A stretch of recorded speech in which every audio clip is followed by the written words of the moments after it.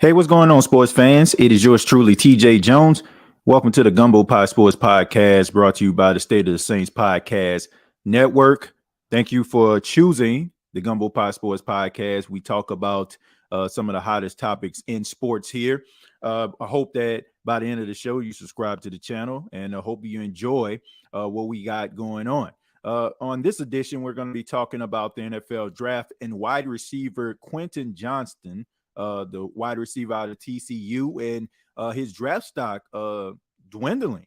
What's up with that? We're also going to be talking about former Pittsburgh Steelers legendary quarterback Ben Roethlisberger's opinions about quarterback Lamar Jackson, and of course, safety Budda Baker asking for a trade from the Arizona Cardinals. But let's go ahead and get into it. Let's talk a little bit about Quentin Johnston.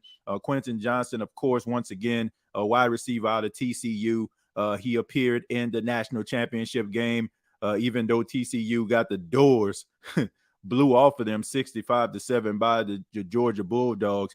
Still, TCU were an underdog, wasn't supposed to be in that national championship game, and they overachieved this past season. So Quentin Johnston had a lot to do with it. I look at his stats. You look at Quentin Johnston. First off, he's 6'4", 215 pounds, but his stats, he had 60 catches for 1,069 yards and 6 touchdowns. And Quentin Johnston is one of those guys who, depends on who you talk to, this guy is the best wide receiver in the draft. And if you talk to someone else, he's the middle of the pack. But according to sources, the NFL, they decided to withdraw his invite to the NFL draft because of the fear that he might fall in the draft. Now, most draft boards have him being picked in the top 10, being the top wide receiver off the board.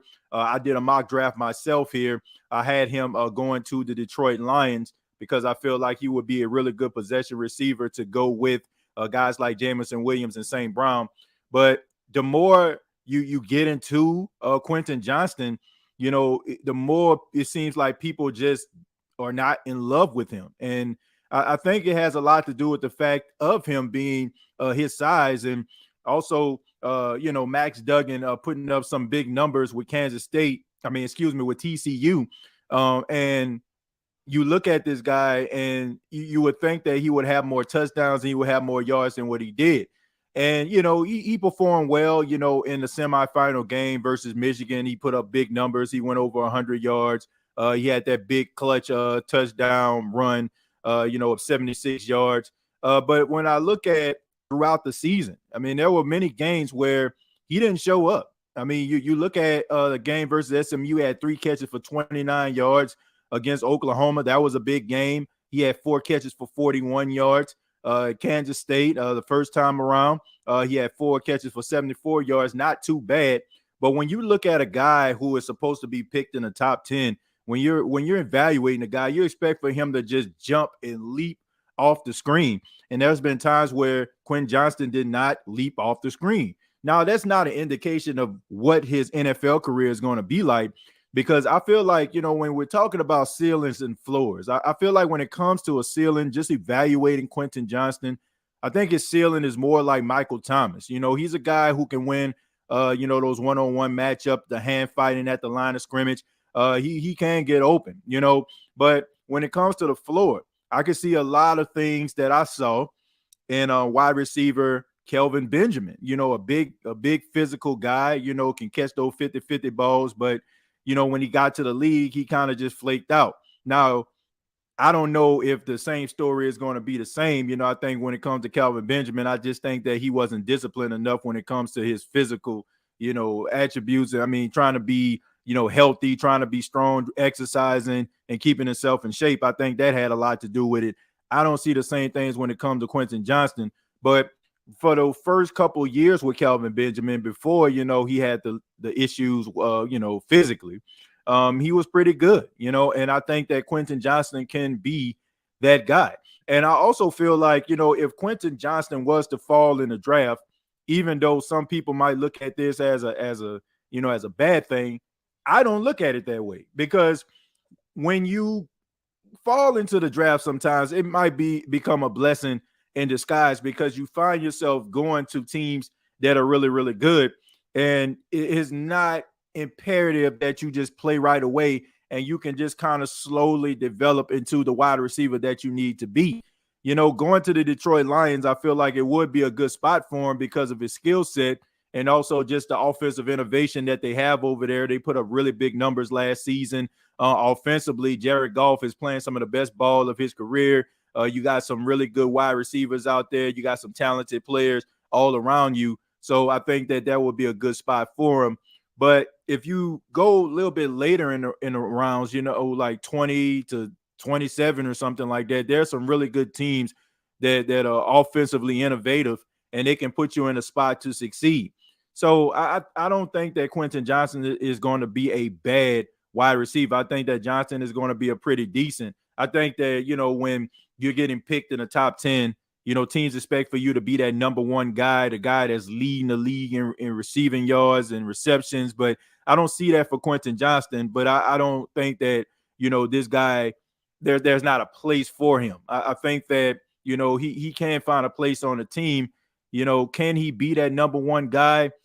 I'm not too sure about that. There's only a few coaches I feel that can get him and make him a number one guy. One team would be the Denver Broncos, which, I don't feel like that would happen. I don't think he would fall to the Broncos at all. I don't think it's going to get that bad. Kansas City Chiefs would be another team, along with Patrick Mahomes, Andy Reid. I think Andy Reid can do something for him. The Detroit Lions, I just mentioned them. But, I don't think that, he's going to be a terrible wide receiver. But I do understand people's skepticism when it comes to Quentin Johnston because he didn't show up in some of those big games. And especially in a national championship game, he only had one catch for 3 yards. And I understand that was a blowout, but you still want to see like certain great qualities from some of your top players, rather it's them making a contested catch, them doing something that, that shows that they are worth the price of admission. I think about that Super Bowl a couple of years ago when the New England Patriots played the Atlanta Falcons. The Falcons end up losing that game. But Julio Jones was clearly the best wide receiver on the field. There was some plays that he made, those catches that he made, it just showed like how talented he was. And, everybody knows that it wasn't Julio's fault that the Falcons end up losing that game. So I just think that even if you don't get the job done, you still should, show that, you are that guy. And I just think there were too many games that Quentin Johnston didn't show it. And I think that's why a lot of the critics are very skeptical about Quentin Johnston. But him being removed from, the NFL draft as far as his invite, I don't think that's a bad thing.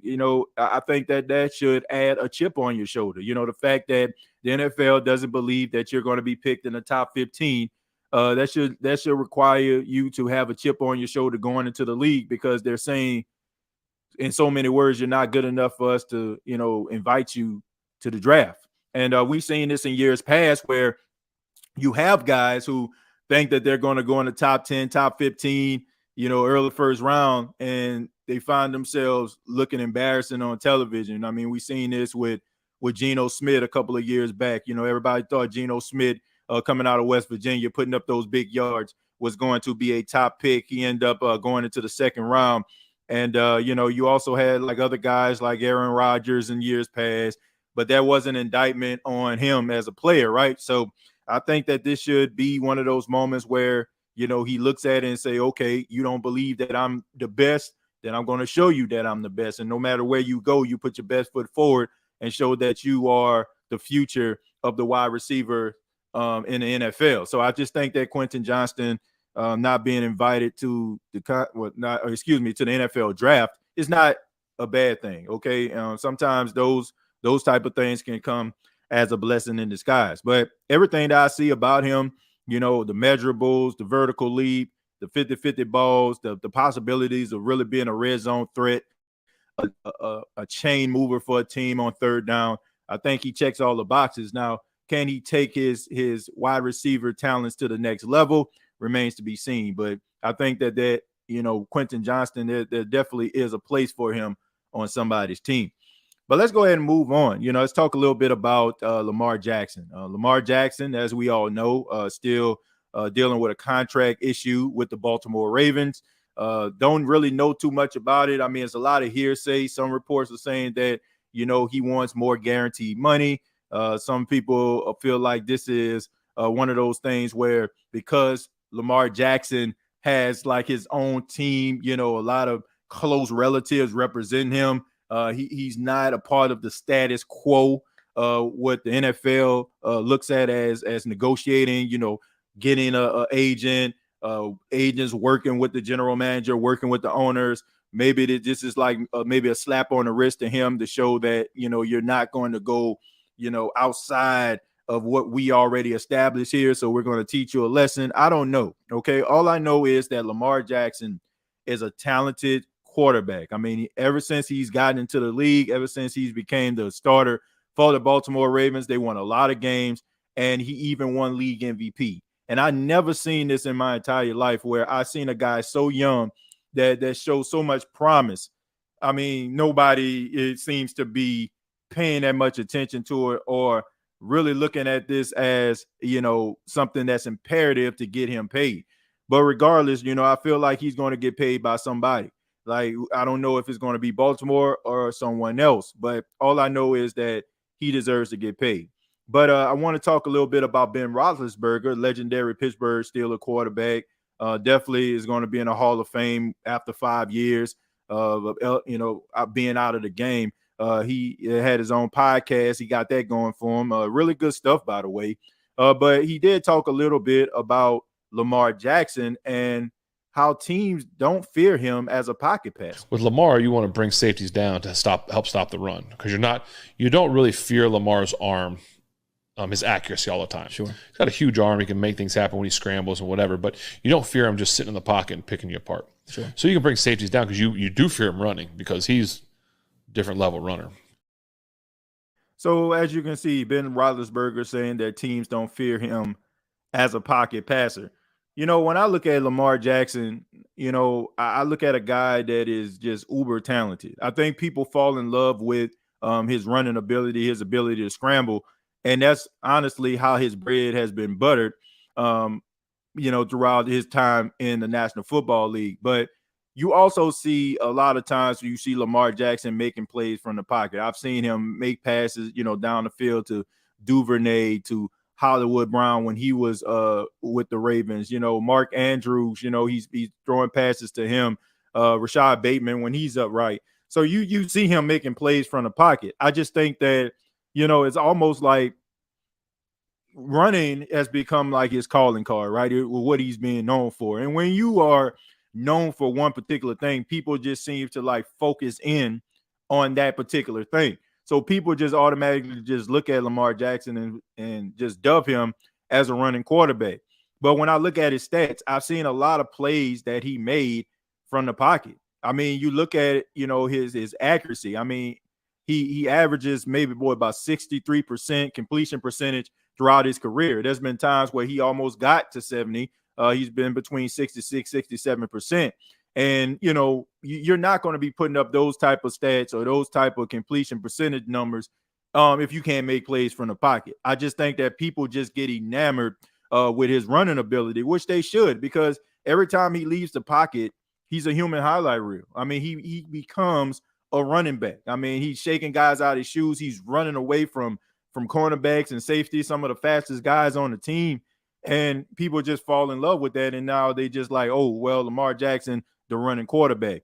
But the guy can make plays from the pocket.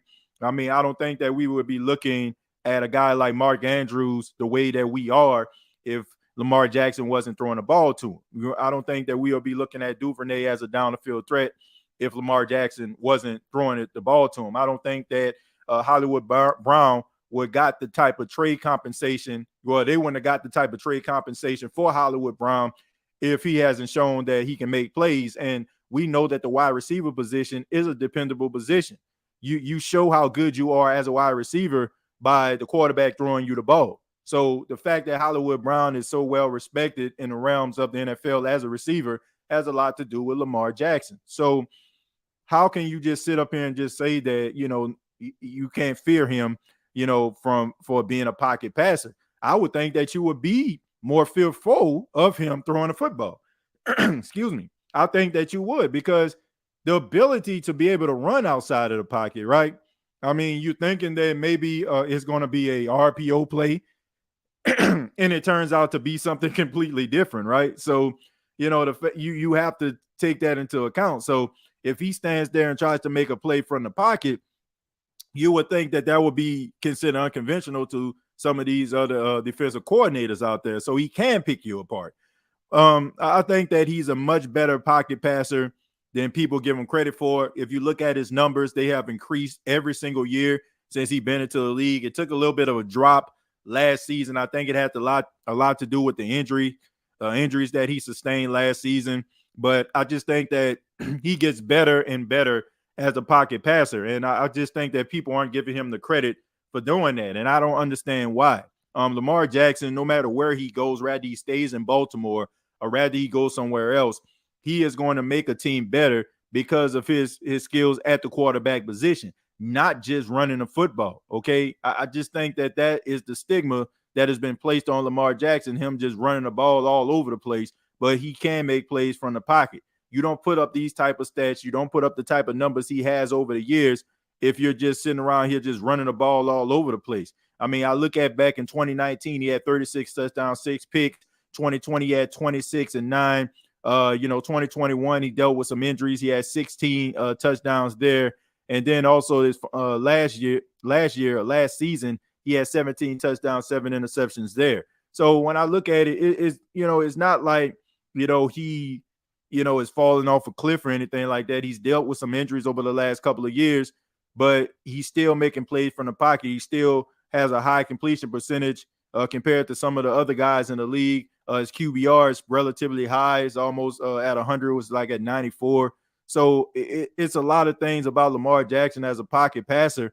I just think that people need to give him a little bit more respect for it. Yes, he's dynamic when he leaves the pocket, but he's even dynamic when he stays in the pocket and make plays from the pocket. So, I mean, I'm not knocking Ben Roethlisberger. I can completely understand that. I mean, him being in the division with Lamar Jackson on the latter parts of his career, I know that he saw Lamar Jackson up close and personal, but I do feel like Lamar Jackson is a much better pocket passer than people give him credit for, and I don't want him just to be known as just being a guy that just runs out of pocket and run away from safeties and cornerbacks, even though when he does do it, it's exciting. It's not all that he can do.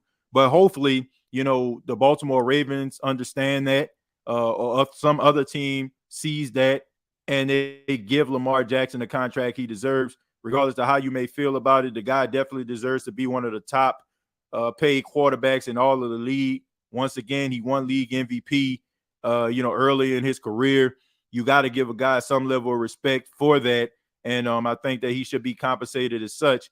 And it just shouldn't just be a waiting game for a guy with his type of talent and his type of skill set. So hopefully they get that done, or some team gets it done so Lamar Jackson can find himself on a team where, he can go and he can contribute, and he ain't got to be thinking in the back of his head like, man, I got to make a business decision here because I'm on a franchise tag and I don't want to get hurt before, I can get some big money.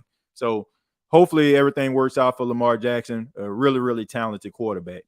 Let's go ahead and move on. Let's talk about the Arizona Cardinals and safety Budda Baker. Budda Baker, all-pro, multi-time Pro Bowler, is asking for a trade because he is not happy with his contract. He feels that he should be the highest paid safety in football. All right, you look at his stats. I mean, throughout his entire career, what he had the first 6 seasons, he had 7 interceptions, he had 6 forced fumbles, 5 fumble recoveries, 7.5 sacks, and 32 tackles for loss.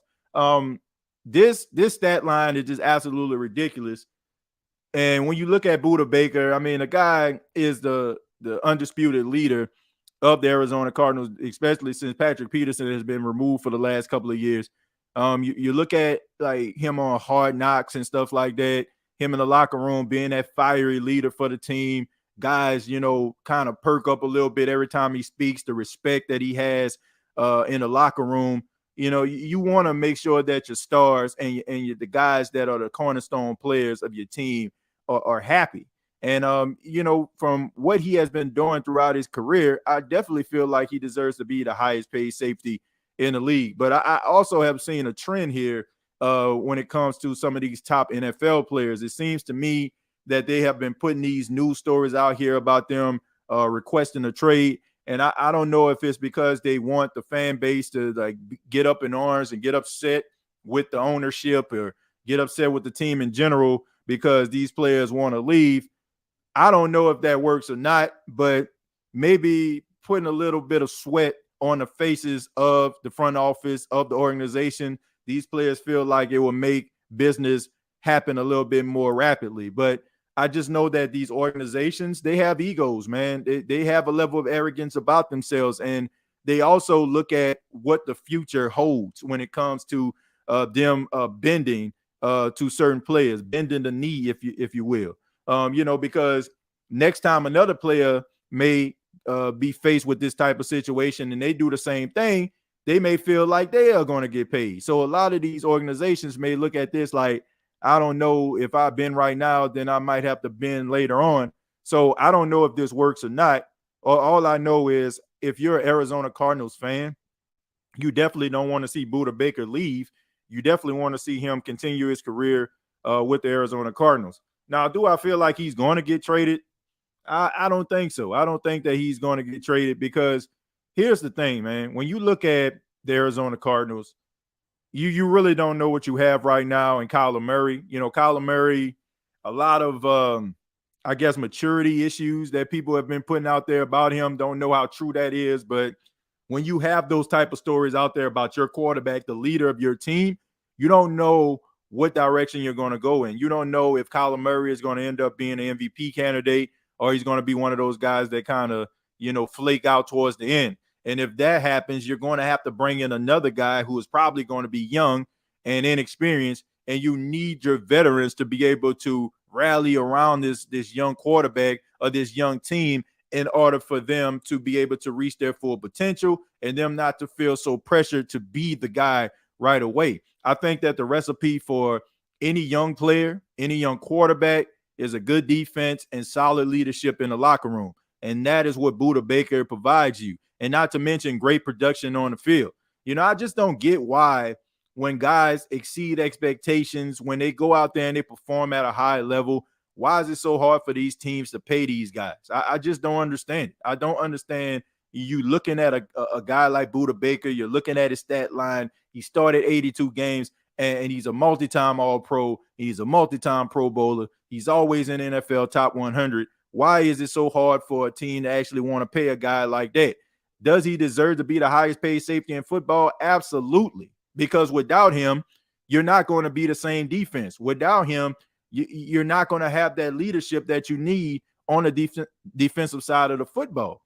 And he's making plays at his position. So I don't understand why is it taking so long and why is it so hard for some of these top players to get paid, right? You draft these guys because you want them to go out there and perform at a high level. You want them to be able to bring something to the team, something that is good, something that it helps the team make the playoffs and make the Super Bowl. And when they do that, why is it so hard for these guys to get paid, right? Why is it so hard? I just don't understand it. Budda Baker deserves to get paid, and he deserves to be upset. And I'm pretty sure if the Arizona Cardinals don't pay him, there are a lot of teams that are waiting in the wings that will be willing to pay Budda Baker what he deserves. They would be willing to pay him. I mean, I look at teams like the Philadelphia Eagles who need a safety. I mean, we know that the Philadelphia Eagles aren't afraid to make, to pay anybody, right? We seen last year they did everything they possibly can to try to win a Super Bowl.